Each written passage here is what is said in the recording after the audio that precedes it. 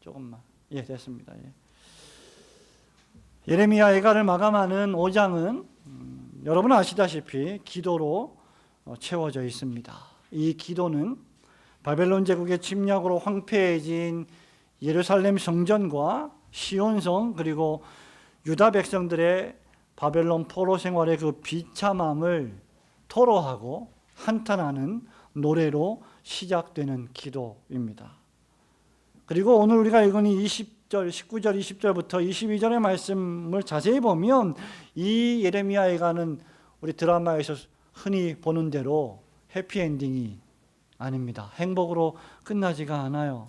주인공이 형통하고 악인들이 멸망을 당하는 그런 모습으로 맞춰지지가 않습니다. 왜냐하면 22절 마지막 절에서 선지자 예레미야가 이렇게 기도하기 때문이죠. 주께서 우리를 어떻게 해요?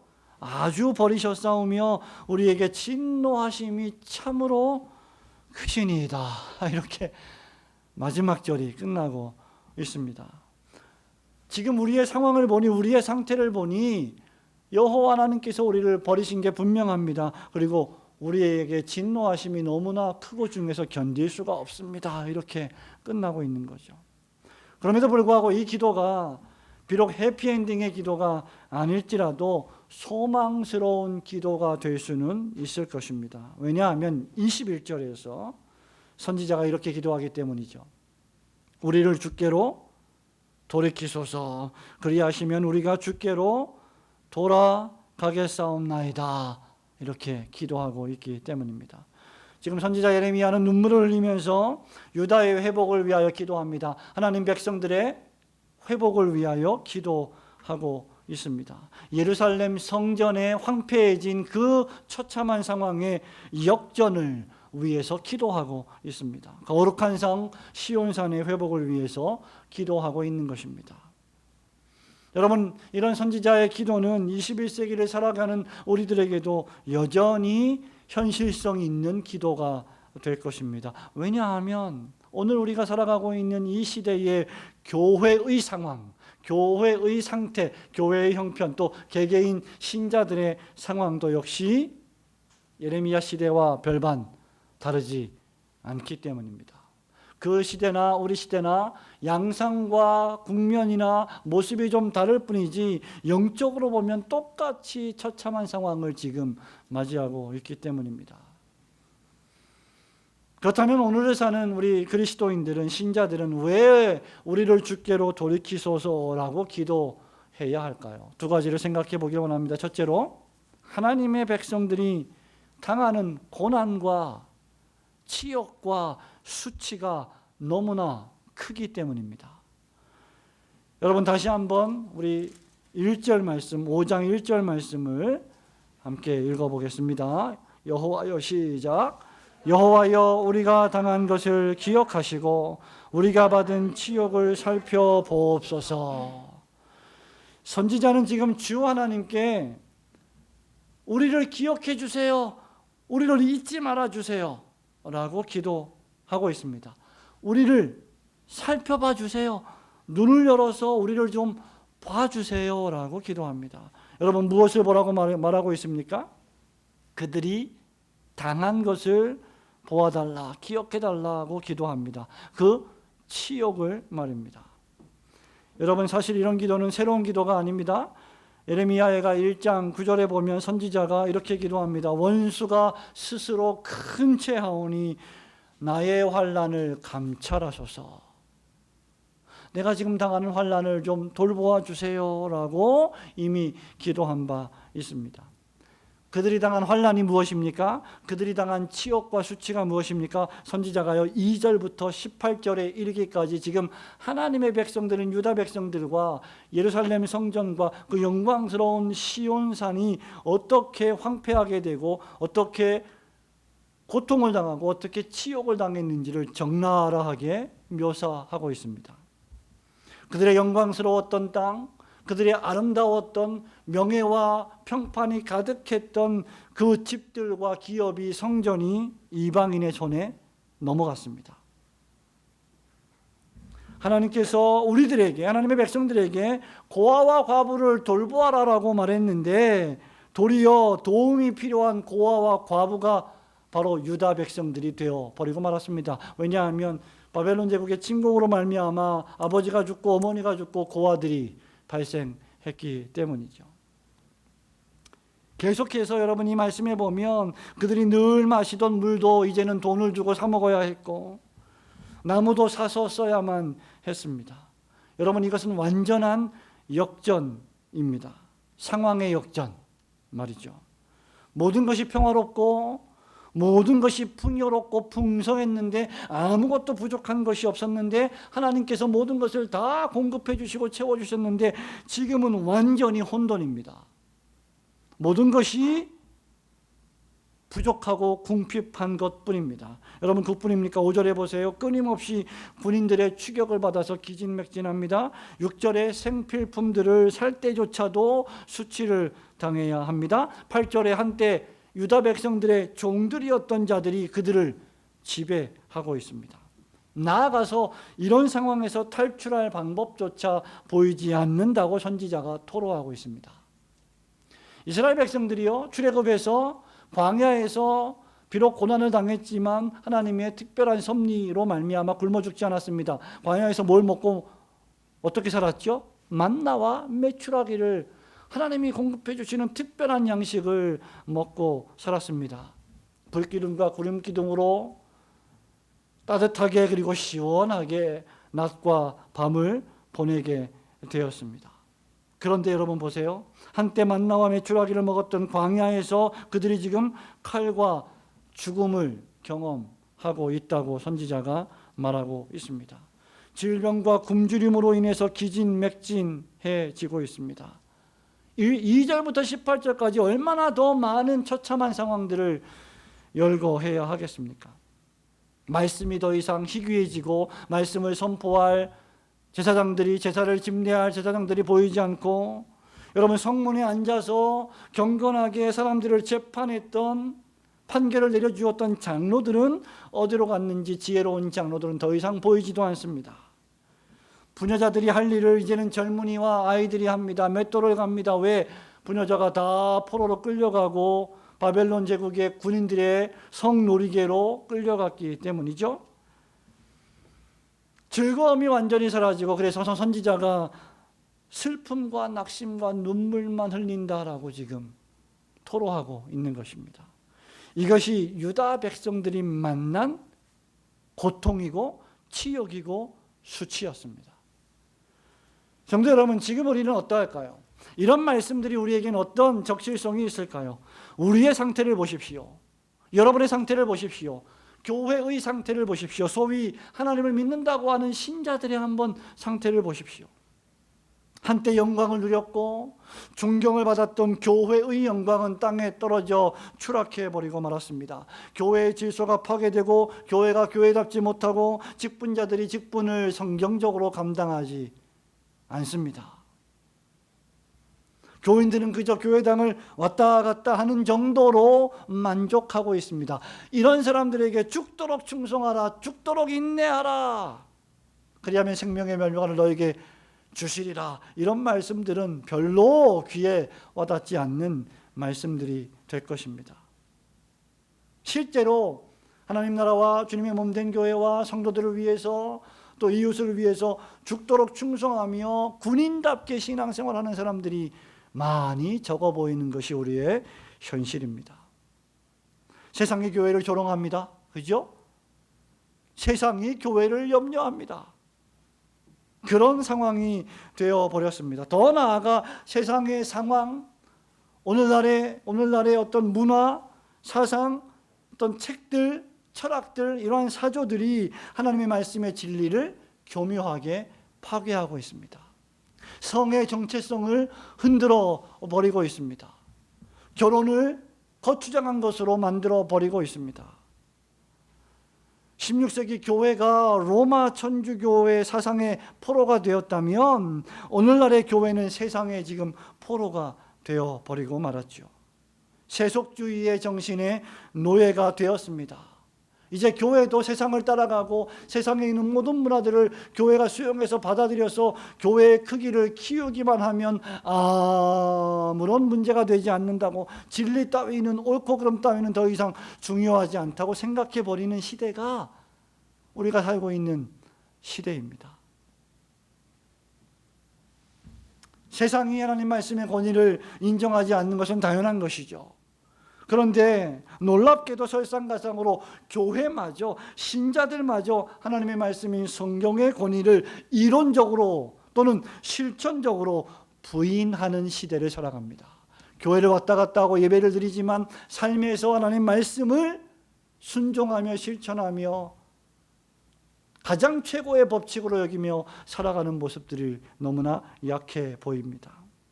오늘날의 우리 시대가 과연 예레미야 선지자의 시대와 비교해 볼 때 훨씬 더 낫다라고 말할 자신이 저는 없습니다.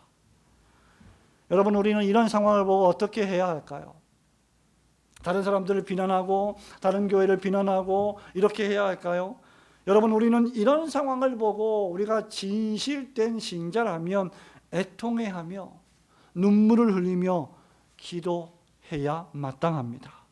오늘의 교회는, 그리고 신자는 바로 이런 이유 때문에 눈물을 흘리면서 예레미야 선지자가 기도했던 것처럼 우리를 주님께로 돌이키소서라고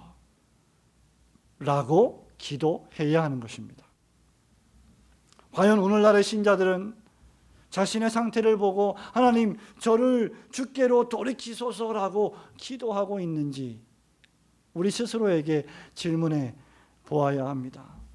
여러분, 우리가요, 자기 자신의 육적인 어떤 필요가 생길 때, 뭔가 부족하다고 느낄 때, 뭔가 나에게 육적으로, 육신적으로, 물질적으로 뭔가 좀 필요하다고 느낄 때 그것에 대해서는 매우 많이 기도하고 매우 관심을 크게 가지는데, 실상 우리의 영적 필요에 대해서는 별로 관심이 없는 시대입니다. 우리의 영혼이 가련하고 피폐해지는 문제에 대해서는 신경도 쓰지 않고 기도도 하지 않고 말씀을 읽으면서 그 말씀으로 생명의 양식을 삼지도 않으면서 세상의 육신적 쾌락에는 아주 큰 관심을 기울이는 시대가 바로 우리 시대가 아닙니까? 교회가 만난 기근, 교회가 만난 영적 궁핍을 위해서는 우리가 얼마나 애통해하며 기도하고 있습니까? 저와 여러분이 우리 자신의 무기력한 영적 상태와 교회가 만난 이 시대의 환난을 위해서 기도하면서 우리 스스로 먼저 주께로 돌이켜달라고 기도하고 간구하시는 성도들이 되시기를 주님의 이름으로 축원합니다. 두 번째로, 우리를 주께로 돌이키소서. 왜 우리는 이렇게 예레미야 선지자를 본받아 기도해야 할까요?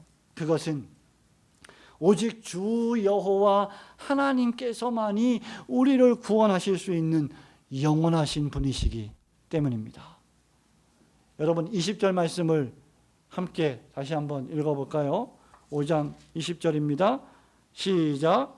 주께서 어찌하여 우리를 영원히 잊으시오며 우리를 이같이 오래 버리시나이까. 21절 시작. 여호와여, 우리를 주께로 돌이키소서. 그리하시면 우리가 주께로 돌아가겠사오니 우리의 날들을 다시 새롭게 하사 옛적 같게 하옵소서. 아멘. 왜 우리는 여호와 하나님께 우리를 돌이켜달라고 기도해야 할까요? 우리 여호와 하나님은 무엇보다도요, 영원히 계시는 분이시기 때문입니다. 하나님이 영원하시다, 그 말입니다. 지금 선지자 이사야는 하나님의 영원성에 호소하며 회복을 위해 기도하고 있습니다. 하나님, 우리 유다 백성을 회복해 주세요. 예루살렘 성전을 회복해 주세요. 왜냐하면 당신은 영원하신 분이시기 때문입니다, 이 말이죠. 이어서 선지자가 뭐라고 말합니까? 주의 보좌는 19절에 대대에 이르나이다 라고 했습니다. 주의 보좌는 무엇을 상징합니까? 하나님의 통치를 상징합니다. 하나님이 절대 주권자로서 온 우주와 만물과 역사와 개인과 국가와 민족을 전부 다스리고 계시는데, 그 다스리시는 보좌가 대대에 미친다, 영원히 미친다, 이 말입니다. 하나님의 통치는 대대에 이릅니다. 하나님의 속성 가운데 하나가 무엇일까? 하나님의 특징 가운데 하나가 무엇일까? 영원성이에요. 그래서 우리 하나님을 성경은 뭐라고 말합니까? 하나님은 영원부터 영원까지 하나님이십니다. 제가요 조직신학을 가르치면서 신학생들에게 이 하나님의 영원성을 설명할 때 어떻게 설명하냐면 창세기 1장 1절부터 요한계시록 21장 마지막 절까지 창조에서부터 재림에 이르기까지 이게 온 우주의 역사인데 이 역사를 선으로 쫙 긋습니다. 창세기 1장 1절, 요한계시록 21장 마지막 절. 선의 역사, 눈에 보이는 역사, 하나님이 창조하신 역사, 선의 역사예요. 근데 이 창조 이전을 어떻게 그리느냐 할 때 점을 찍습니다. 점. 예수님의 재림 이후에도 점을 찍어요. 이것은 끝이 없는, 시작이 없는 영원한 시간을 상징합니다. 하나님은 창세전부터 재림, 종말에 이르기까지 그 이전부터 그 이후에 이르기까지 대대에 영원하신 분이시다라는 사실입니다. 그러므로 영원하신 하나님의 보좌 역시 영원할 것이며 하나님의 통치 역시 영원하실 것입니다. 시편 147편 5절에서 시인이 이렇게 노래합니다. 우리 주는 광대하시며 능력이 많으시며 그 지혜가 무궁하시도다. 여러분, 이런 단어들은요 사람에게 적용되는 단어가 아니에요. 무궁하다, 광대하다, 이런 단어들은 하나님께만 전용되는 단어입니다.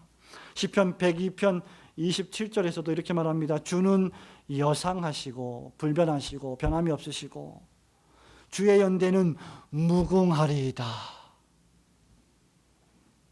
오늘 제가 저녁에요 혼자 식사를 하면서 오래간만에 제 단골 식당에 가서 식사를 하는데 여자 사장님이 나와 계신 거예요. 그래서 인사를 반갑게 했는데 얼굴이 그냥 반쪽이 됐어요. 그래서 사장님, 제가 이번 주에 지난주에 2번씩이나 왔는데도 안 계셔서 궁금했어요. 그랬더니 아팠다고 그러시더라고요. 근데 그 아픈 게 갱년기가 왔는데 심한 갱년기가 와서 어떻게 해야 될지를 모르겠다고 그러더라고요. 거기서 어떻게 해야 될지도 모르겠고 살도 엄청나게 빠지고 식욕도 없고 그러면서 자기 정신을 가지고 열심히 그래도 좀 극복을 하고 그럴 땐 괜찮은데 갑자기 자기도 통제가 안 되는 그런 상황들을 맞이한다고 그러더라고요. 삶의 의미도 없어 보이고 왜 사는지도 모르겠고 자기 남편도 정말 착한 남편이고 딸들 둘도 정말 착한 아이들인데 그 아이들이 내 얘기를 다 잘 들어주는데도 어떤 때는 정말 견디기 힘들다고 그러더라고요. 그러면서 약도 처방받아서 먹고 또 그래서 성당에 나가서 기도도 하고 그런다고 그렇게 말씀을 하시더라고요. 그래서 제가 식사를 끝내고 한참 동안 이야기하고 식사를 끝내고 다시 교회로 와서 불확실의 시대에 오직을 말하다에 사인을 해가지고 다시 가서 이 책을 심심할 때, 힘들 때, 어려울 때 천천히 읽어보세요 하고 선물을 드리고 왔어요. 근데 교회 와서 생각해 보니까 여러분, 그게 인간이잖아요. 정말 젊을 때 팔팔하게 열심히 돈을 벌고 그렇게 살다가 이제 50대 한 중반쯤 돼가지고 아이들 잘 키워놨는데 이제 살만한데 갑자기 삶의 회의가 오고 감당하기가 어려운 거죠. 그게 인간입니다. 유한한 거예요. 우리는 무궁하지가 못해요. 우리는 영원하지가 못해요. 어떡하겠습니까 이거를. 뭐라고 어떻게 위로를 해줄 수가 없는 거예요. 여러분, 이사야 40장 8절에 보면 선지자가 이렇게 말하죠. 풀은 마르고 꽃은 시드나 우리 하나님의 말씀은 영원히 서리라 하라. 나라와 민족과 왕들과 사람들은 왔다가 존재하다가 역사 속에서 멸망과 죽음으로 사라지지만 저와 여러분은 와서 살다가 유한한 인생을 살다가 죽음으로 우리의 인생이 이 땅에서는 끝이 나지만 우리 하나님은 영존하시는 하나님이십니다.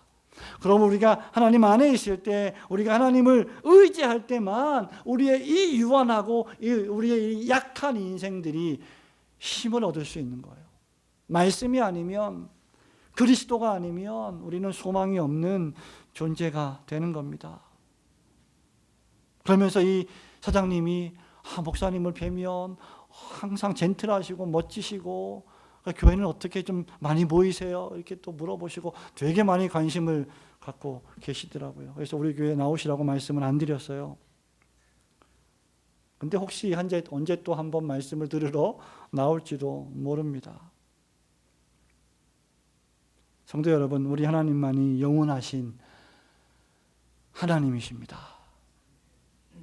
영원성에 호소하여 기도하고 있다. 두 번째로 선지자는 지금 여호와 하나님의 약속, 즉 언약에 근거하여 유다 백성의 회복을 위해서 기도하고 있습니다. 선지자는 여호와 하나님을 뭐라고 부르고 있습니까? 누구라고 부르고 있습니까? 19절에 여호와여 주는, 20절에도 주께서, 21절, 22절에도 우리가 주께로 돌아가겠사오니 주께서 우리를, 이렇게 주라고 부르고 있습니다. 이 주라고 하는 단어는 언약에 신실하신 하나님의 속성을 의미하며 그 언약을 가리킬 때 사용되는 거룩하신 이름입니다.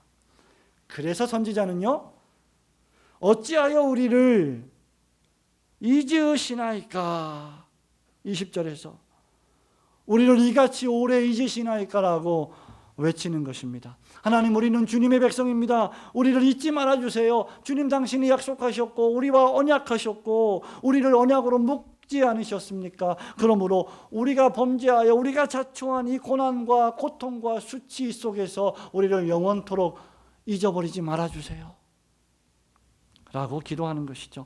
비록 우리가 우상을 숭배하고 하나님 앞에 범죄하여 이 화와 진노와 고난과 치욕을 초래했지만 하나님께서 언약을 기억하시기에 우리를 기억해 달라는 말입니다. 우리는 어쩔 수 없이 범죄한 인간이기 때문에요, 질병과 죽음에 노출되어 있고 평생 동안 그 질병과 죽음으로 향해 달려가는 유한한 존재들입니다. 그래서 우리가 이 하나님의 언약의 근거에서 이 언약을 믿고 기도하지 않으면 우리에겐 소망이 없는 거죠. 선지자가 21절에서 이렇게 기도합니다. 우리를 주께로 돌이키소서. 그리하면 우리가 주께로 돌아가겠사오니 우리의 날들을 다시 새롭게 해 주세요라고 기도합니다. 우리가 돌이키겠지만 그럼에도 우리가 돌이키게 되는 것은, 즉 우리가 회개하게 되는 것은 가던 길을 돌이켜서 다시 돌아오는 그 놀라운 일에는 하나님의 은혜가 필요합니다, 이 말이에요. 우리는 부지런히 하나님께 돌아가야 합니다. 우리는 부지런히 회개해야 합니다. 우리의 죄를 회개해야 되고, 우리 장로님 기도하신 것처럼 우리의 게으름을 회개해야 되고, 더 헌신하지 못했음을 회개해야 되고, 더 주님께 가까이 가지 못했음을 우리는 회개해야 합니다. 하나님께 더 가까이 가는 훈련을 해야 합니다. 그럼에도 그것이 우리 결단이나 노력이나 우리의 지혜나 힘으로 되지 않는다는 것이죠. 그래서 우리에게 하나님 돌이킬 힘을 주세요. 우리에게 필요한 것이 돌이킬 힘을 주시는 하나님의 은혜입니다. 이 세상에서 가장 어려운 일이 뭐냐면요, 사람의 마음을 돌이키는 겁니다. 절대로 못합니다. 사람이 사람의 마음을 돌이키는 것은 어려워요. 무지하게 어렵습니다. 여러분, 누구의 마음을 한번 바꿔보려고 시도해본, 노력해본 적이 혹시 있으시죠? 인생을 살아가면서 여러분, 사업을 하다가 바이어의 마음을 돌이키려고 우리가 얼마나 많이 접대하고 뭐 합니까? 이게 안 되는 일이에요. 정말 어려운 일입니다. 여러분, 그런 일도 어려운데 죄에 빠진 죄인을 돌이키게 하는 것이 그게 쉽겠습니까? 하나님의 은혜가 필요합니다. 이사야 선지자도 그렇고 유다 백성들도 지금 그들이 만난 상황을 역전시킬 힘이 없어요. 누가 그런 말을 했죠. 나도 나를 모르는데 남들이 나를 알겠느냐? 내가 남들을 알겠느냐? 유행가 가사인가요? 나도 나를 몰라요, 잘. 어떻게 내 마음을 어떻게 조정을 할 수가 있겠습니까? 주님이 돌이켜 주셔야 합니다. 그러므로 우리는 오직 주께서 우리를 돌이켜 달라고 기도해야만 할 줄로 믿습니다. 오직 그 길만이 신자가 살 유일한 길이기 때문입니다. 오직 그 방법만이 신자가 회복할 유일한 길이기 때문입니다. 왜냐하면 오직 하나님께서만이 이 고난과 치욕에서 우리를 건져내시고 지켜주실 유일하시고 영원하신 하나님이시기 때문입니다. 이 고난, 이 질병, 이 절망감, 이 낙심, 이 우울함, 그리고 궁극적으로 이 사망의 몸에서 우리를 건져내실 유일한 분은 주 여호와 하나님이십니다. 오직 이 길만이 과거 화려했던 시온의 영광, 교회의 영광을 회복하는 유일한 길이기 때문입니다. 성도 여러분, 말씀을 맺습니다. 우리 주님께서 요한복음 14장 6절에서 이렇게 말씀하셨죠. 내가 곧 길이요 진리요 생명이니 나로 말미암지 않고는 아버지께로 올 자가 없느니라. 사도행전 4장 12절에서도 베드로 역시 이렇게 말합니다. 다른 이로서는 구원을 받을 수 없나니 천하 사람 중에 구원을 받을 만한 다른 이름을 우리에게 주신 일이 없습니다. 개인적으로 여러분이 사는 길은 주 예수께로 돌이키는 길뿐입니다. 공동체적으로 교회가 사는 길 역시 주 예수 그리스도에게로 돌아가는 길뿐입니다. 세례 요한이 와서 또 우리 예수님께서 오셔서 처음으로 공히 설교하신 것도 회개하라 천국이 가까웠느니라 고 설교하신 바 있습니다. 여러분 개인이 지금 혹시 다른 사람들이 알지 못하는 어떤 고난과 치욕과 고통 중에 있습니까? 해결되지 못하는 그런 어려움에 처해 있습니까? 주 여호와 하나님께로 여러분의 마음을 돌이켜달라고 기도하시기를 바랍니다. 여러분 가정에 어려움이 있습니까? 교회에 근심이 있습니까? 그것을 주님께 맡기고 주 하나님께로 돌이키게 해달라고 기도하시기를 바랍니다. 우리 교회와 한국 교회와 이 나라와 이 민족이 주 하나님께로 돌이키게 되는 역사가 일어나도록 기도하시기를 소원합니다. 시인 아삽이 73편 28절에서 마지막으로 이렇게 노래합니다. 하나님께 가까이 함이 내게 복이라. 내가 주 여호와를 나의 피난처로 삼아 주의 모든 행적을 전파하리이다. 이 아삽의 시인의 노래가 여러분의 평생의 노래와 기도의 제목이 되시기를 주님의 이름으로 축원합니다. 아멘.